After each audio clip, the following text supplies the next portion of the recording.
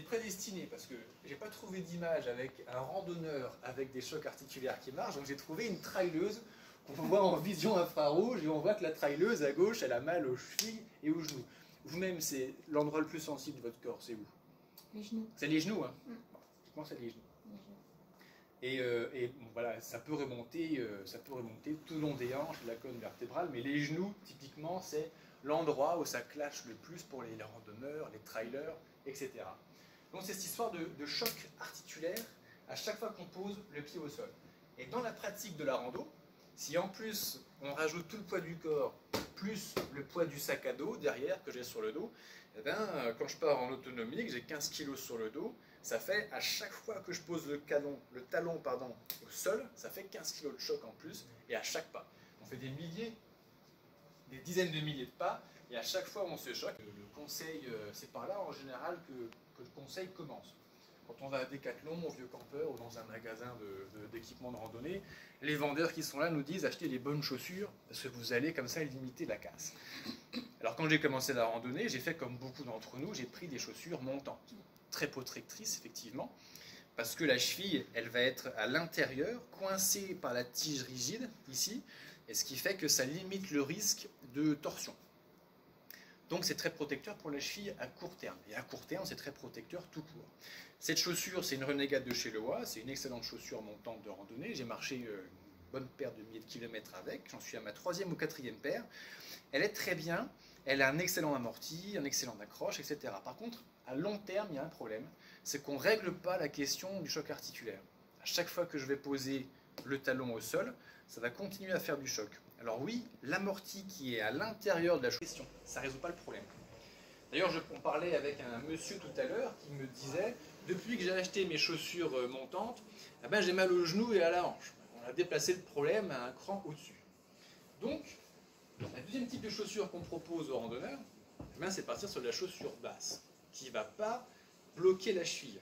Effectivement, la cheville, elle va être libre, la malléole, elle va être libre à ce niveau-là, donc ça ne la verrouille pas. C'est moins, ça compresse moins la cheville que les chaussures montantes. Par contre, on va avoir un bon amorti, comme sur les chaussures montantes, etc., etc. Mais on n'a pas quand même une souplesse extraordinaire. Elles sont déjà plus souples, je peux un peu plus les plier, mes chaussures, là. Par contre, c'est pas de la souplesse totale. Alors ça, une grosse contre-indication pour les chaussures basses de randonnée, si vous avez les chevilles hyper laxes, si vous avez un peu tendance à avoir la cheville qui ploie, à faire des entorses. On parle à peu près autant de mes chaussures que de mon chariot de randonnée, parce que ça attire l'œil, effectivement. Mes chaussures, elles ont les doigts de pied individualisés. On n'a pas encore l'habitude beaucoup de voir ça, même si je pense sincèrement que c'est l'avenir.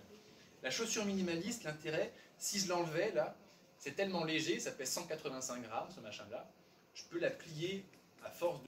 Mais le seul problème, on va dire, que ça génère, c'est le problème des chocs articulaires qui vient choquer à chaque pas les articulations, chevilles, genoux, hanches, colonne vertébrale, cervicale là-haut. Et donc on cherche des outils pour pouvoir limiter les dégâts. On a parlé de chaussures très protectrices, des chaussures basses et des chaussures minimalistes que je montre depuis que vous êtes arrivé, qui permettent de réhabituer notre corps à marcher comme si on était pieds nus. Et quand on réhabitue le corps, en fait, il sait très bien le faire. Alors, ensuite, après les chaussures, on a un autre outil formidable, les randonneurs, pour pouvoir bien prendre soin de nous quand on marche. Ah ben, je vous avais même préparé des petites photos. On a un autre outil, les semelles orthopédiques. Alors ça, à la Fédé, depuis combien de temps est-ce que vous voyez ça régulièrement, l'utilisation des bâtons de randonnée, en marche normale, hein, pas en marche nordique? À la Fédé? Ouais. Moi, ça fait 11 ans que j'y suis. Ouais. Au début, je m'en servais pas. Ouais. Et puis... Des chocs articulaires. Parce qu'en fait, quand je randonne avec mes bâtons, Oui. 30% en gros, de l'effort musculaire et articulaire, au lieu de le faire avec mes jambes, je vais le faire avec mes bras. Voilà, ça partage la fatigue Exactement. des jambes, ça la reporte. C'est comme si on marchait à quatre pattes. Quoi. Exactement. Hein, c'est comme si on marchait à quatre pattes. C'est ce que je ressens. C'est ça. Ben, c'est exactement ça, votre ressenti.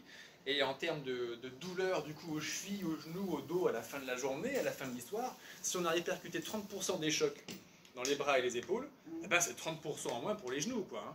Et notamment dans les descentes, parce qu'en rando, quand c'est plat, bon, l'effort est à peu près stable. Quand on monte, c'est de l'effort cardiaque et musculaire. Donc là, les bâtons vont permettre aux muscles des bras de soulager un petit peu les muscles des jambes. Et en descente, là, en descente, on fait de la gestion de pathologie articulaire, quoi. Hein. Parce qu'à chaque fois qu'on pose le pied, on tape d'autant plus fort par terre, cette histoire de choc articulaire dont on parle tout à l'heure. En descente, il y a tout mon poids, plus l'élan, plus le poids du sac en plus derrière. Donc c'est là qu'on se fait le mal plus au genou. Et les bâtons, en plus donc de faire travailler tous les muscles, en plus d'avoir plus de stabilité, c'est vrai ce que vous dites quand on a quatre pattes, notamment dans les terrains un peu Quand il y a des cailloux, des ornières, des racines. Et puis de l'eau, pour que ça glisse.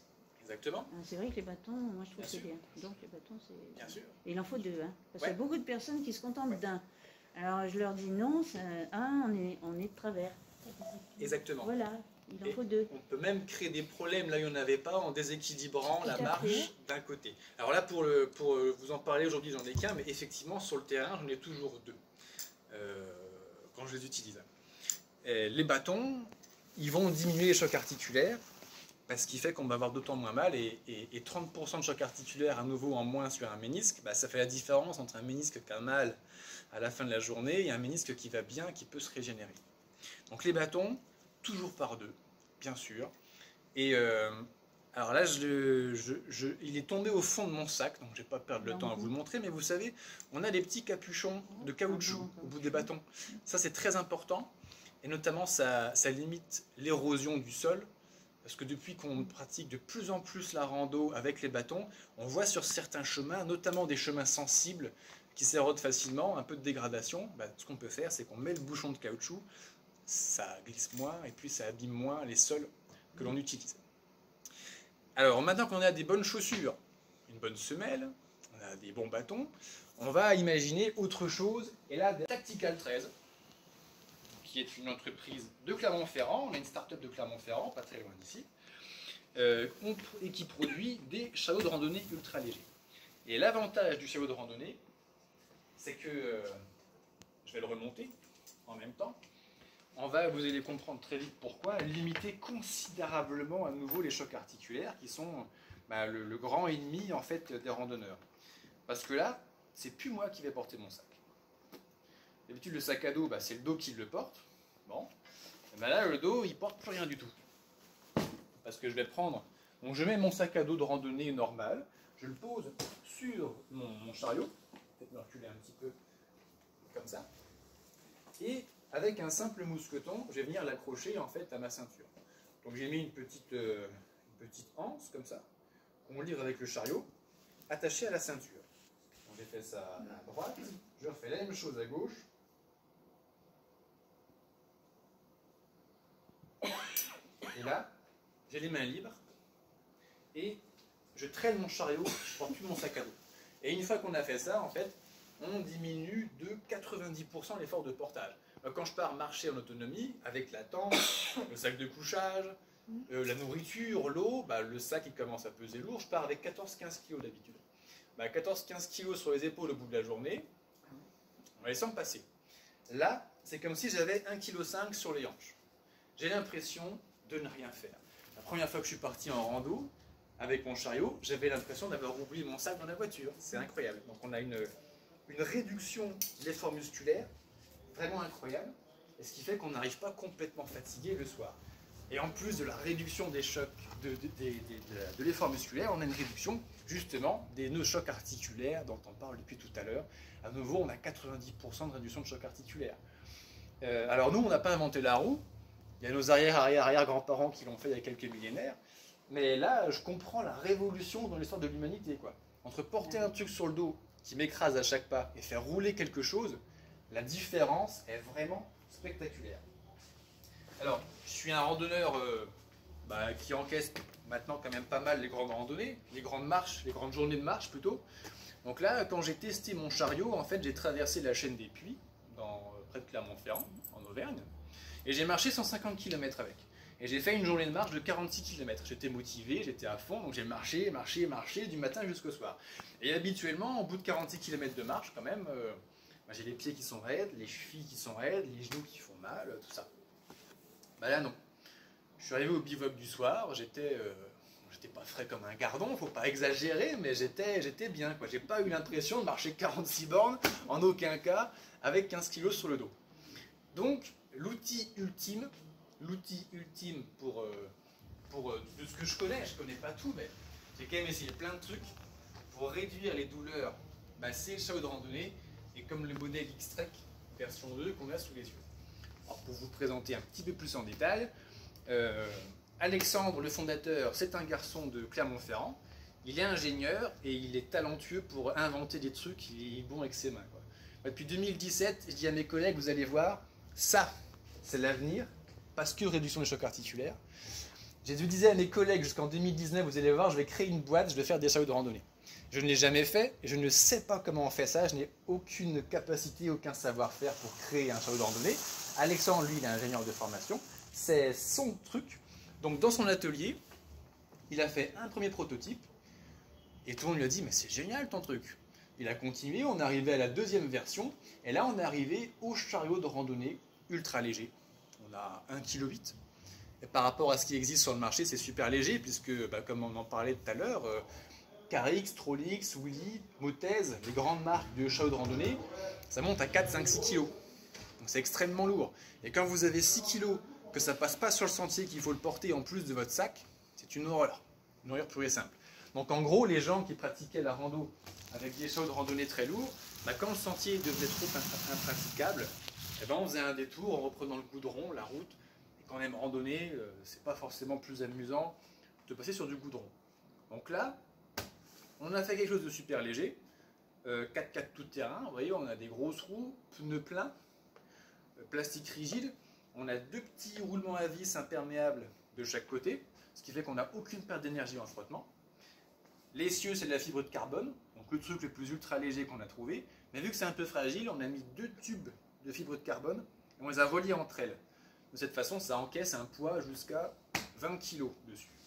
Et plus on charge, plus ça ploie un petit peu, et en fait, ça fait amortisseur en plus. Ce qui augmente le confort de portage. Parce que quand il commence à y avoir de la caillasse, quand on tire le chariot, on sent que ça tremble, ça vibre. Là, il y a un amortisseur intégré, on va dire, avec cet essieu, ce double essieu en fibre de carbone. On a une petite bavette là pour mettre nos bâtons. Et on peut gérer l'écartement des bâtons, vous voyez. Là, j'ai mis le mode normal. Mais si je mettais les bâtons dans les trous ici, il y aurait plus d'écartement. Donc une personne avec les hanches plus larges peut avoir quand même l'aisance de mettre son bâton, ou à l'inverse. En mettant les bâtons ici, même une personne très fine a une bonne distance avec ses hanches pour rester en confort lors du portage du chariot. Bon, taille technique, en plus on fait ça en France, à Clermont-Ferrand, dans l'atelier. Et tous nos fournisseurs, c'est France, un petit peu Union Européenne. Voilà pour ce chariot en particulier là. Et quand je vois concrètement, quand je lis les fiches techniques des autres chariots, ça me donne vraiment pas envie, quoi. Parce que me retraîner 4, 5, 6 kilos dans le dos et devoir faire des détours quand ça ne marche pas, c'est pas très amusant. Il est tellement léger que quand le chemin devient un petit peu trop compliqué, eh bien, au lieu de le traîner en mode chariot, en quelques secondes, je le reprends, et en fait, c'est mon sac à dos normal. Je peux replier mes bâtons derrière, ça m'évite de passer pour un extraterrestre, être un peu plus discret. Et à nouveau, quand c'est roulable, je repositionne par terre, je referme mes sangles, je redéploie les bâtons, et c'est reparti, on traîne le chariot. Et ça, ça fait une sacrée différence en fait. Nous avons beaucoup de clients par exemple qui partent sur les chemins de Saint-Jacques-de-Compostelle et qui n'auraient pas pu partir avec le sac du poids qu'ils ont et qui peuvent le faire grâce au chariot. On a une personne âgée en situation de handicap récemment qui a pu faire son Saint-Jacques-de-Compostelle alors qu'elle désespérait de pouvoir le faire un jour concrètement, parce que le chariot a tellement réduit l'effort qu'elle a à faire que malgré son handicap, elle a pu encaisser comme ça le chemin. Alors voilà pour la première partie de cette petite conférence sur la randonnée,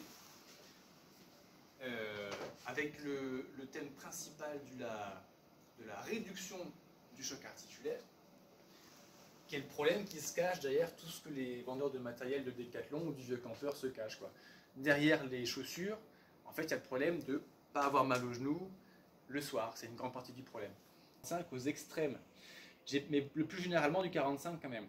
J'ai pris une taille 45, ça n'allait pas, donc je l'ai renvoyé à l'expéditeur, je lui ai recommandé une 44, il me l'a renvoyé gratuitement, et donc c'est des chaussures un peu plus, en gros une taille ou une demi-taille en dessous Ouais, de ce parce que je fais d'habitude. En chaussures de rando, on prévoit toujours un peu plus que ce qu'on a. Oui. Ouais, et donc là, on prévoit plus Un peu moins. Un peu moins Un peu moins. Ah oui, ça moule le pied en fin de compte. Bah oui. Ah bah oui, c'est beaucoup plus proche du pied évidemment. Donc il faut que ce soit un peu plus serré. Et parce que c'est un petit peu plus serré, je vais avoir toute la maîtrise de mon pied. C'est-à-dire que on est habitué, et notamment en rando, le pire c'est ça. Moi je reprends cet exemple. Comme vous disiez tout à l'heure, quand vous êtes passé de la chaussure montante à la chaussure de trail, vous avez vu la différence. Là, on marche un peu clac-clac. Donc on utilise le talon, puis l'avant du pied vient cogner sur le sol. On n'a pas ce beau déroulé de pied qu'on cherche. Là, et on n'utilise pas beaucoup cette zone en fait. Hein. On utilise surtout le talon. Ouais. Avec la chaussure minimaliste, je vais pouvoir réutiliser l'intégralité. Je vais prendre un peu de distance pour que vous me voyez peut-être plus. Je peux réutiliser toute la surface de mon pied au sol, et notamment cette surface-là, qu'on utilise plus assez avec des vraies chaussures. Et là, ça veut dire qu'en termes d'équilibre, quand on passe dans des chemins avec des caillasses, des racines, des ornières, là je suis en contrôle total de mon pied, quoi. Tout mon pied est posé au sol et je répartis comme je veux le poids, l'effort. Et à nouveau, je peux utiliser mes orteils. Chose qu'on ne peut absolument pas faire là-dedans. Les orteils dans une chaussure comme ça, ils dorment. Ils font rien. On ne les utilise pas. On oublie qu'on a des orteils. Là, déjà, j'oublie pas que j'ai des orteils parce que tout le monde vient de me le dire. Ah bah vos chaussures, elles ont des orteils, donc j'y pense forcément. Et une fois sur le terrain, je réutilise vraiment mes orteils. C'est eux qui me propulsent vers le pas d'après. Je peux les orienter comme je veux sur des terrains, sur des cailloux, etc. Donc je réutilise absolument tout mon pied. Et vous mettez un imperméabilisant pour la pluie ou... Non. Non. Ce modèle-là, Rien. c'est le modèle V-Trek, donc V-Trek. Il n'est pas imperméable du tout. On est sur un petit laine polyester. Par contre, Vibram commercialise ce modèle de chaussure, la V-Trek Insulated, donc isolée en anglais. On a une membrane waterproof et un peu plus chaude pour partir un peu plus tard en saison, un peu plus tôt en saison pour ne pas se les geler, parce qu'effectivement c'est très léger ça. Voilà. En revanche, il n'y a pas de miracle, vu qu'il y a énormément de zones de couture entre la semelle et la membrane, et notamment au niveau des orteils. Quand on marche dans un terrain un peu gadouilleux, humide, l'eau va remonter par capillarité, donc c'est pas parfaitement imperméable. Vous ne trouverez pas une chaussure comme ça parfaitement imperméable. Voilà. Bon, on peut limiter les dégâts avec le modèle Insulated, mais on ne peut pas avoir un truc imperméable quand même. Bon. Et oui, voilà, vous les retrouverez sur mon blog. Vous aurez l'endroit caché sur Internet où on peut trouver ces chaussures, parce qu'effectivement, on ne les trouve pas beaucoup. Messieurs, dames, est-ce que vous avez une pratique de la marche,